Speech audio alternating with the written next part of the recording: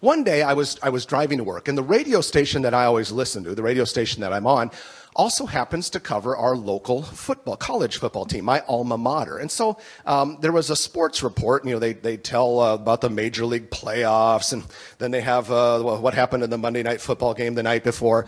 And then they mentioned that my favorite team had just landed this star football player who was a high school student who had verbally committed to come play for my favorite college football team, my alma mater.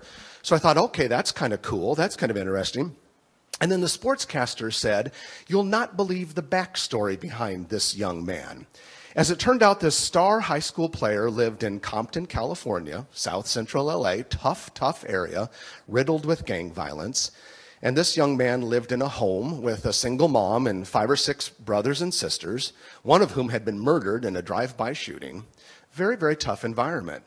Well, his mother didn't want to be on public assistance, so she worked 4 part-time jobs. And that meant that she was really busy, right? And there's something you have to know. If you're a college football coach who's trying to recruit a star high school player to your university football team, you must win over the mom. Moms are everything. How many of you are moms? Okay, how many of you moms have kids who are in, soon will be, or have been in college? I think you would want to have a little something to do with the say of where they go to school, right? And I bet you did for those of you who've had students to go there. You've got to win over the mom. But this lady had 4 jobs, so they could not reach her. Well, as it turns out, one of her jobs was as a city bus driver in Los Angeles. The coaches traveled to LA, somehow or another figured out this woman's bus route. They stood at a bus stop. She pulled up. They entered. Hopefully they paid the fare. They introduced themselves and then sat in the front row and worked her, sold her, built a relationship with her for 4 or 5 hours. She eventually dropped them back off where she had found them, and at that point the deal was done. She said, "My son will come play for you." And as a fan of my alma mater, my first thought when I heard that story was, oh my God, that is one of the coolest things I ever heard. And I was so proud of the coaches of my alma mater for doing so much to recruit a star athlete to our school. And it was almost kind of a buzz. But then I started to get this very different feeling. Another feeling came over me like a wave, and that was a feeling of guilt. I started to feel kind of guilty because I thought to myself, geez, for my job, would I be willing to travel to LA and ride around on a bus for 5 hours trying to sell something to the driver? And my answer was, gosh, I don't know. Would I do that? For just one client, would I do that? Maybe I wouldn't. And then I got to start thinking about how hard these football coaches really work. Now, granted, it's worth it. They make a lot of money. Anyone know who the highest paid football coach in America is? In the college level? Nick Saban, yeah, at the University of Alabama, Crimson Tide, won all sorts of national championships lately. The man makes more than $5 million a year to coach guys to go run into each other on a football field. A lot of money. But the stakes are high. The stakes are high.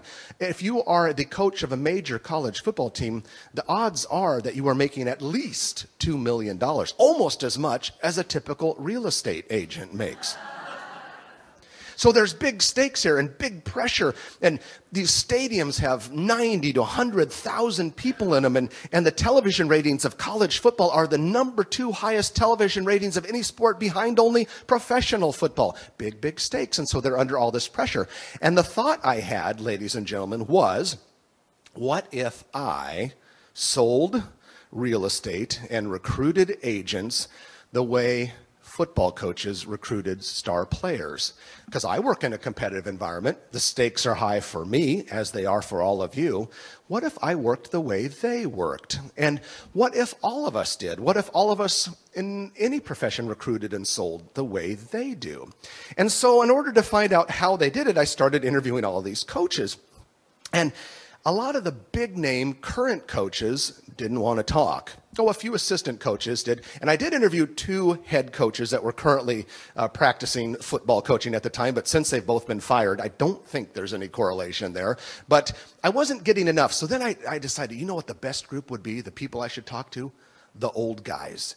the guys who had won a lot of football games and were national champions and had retired.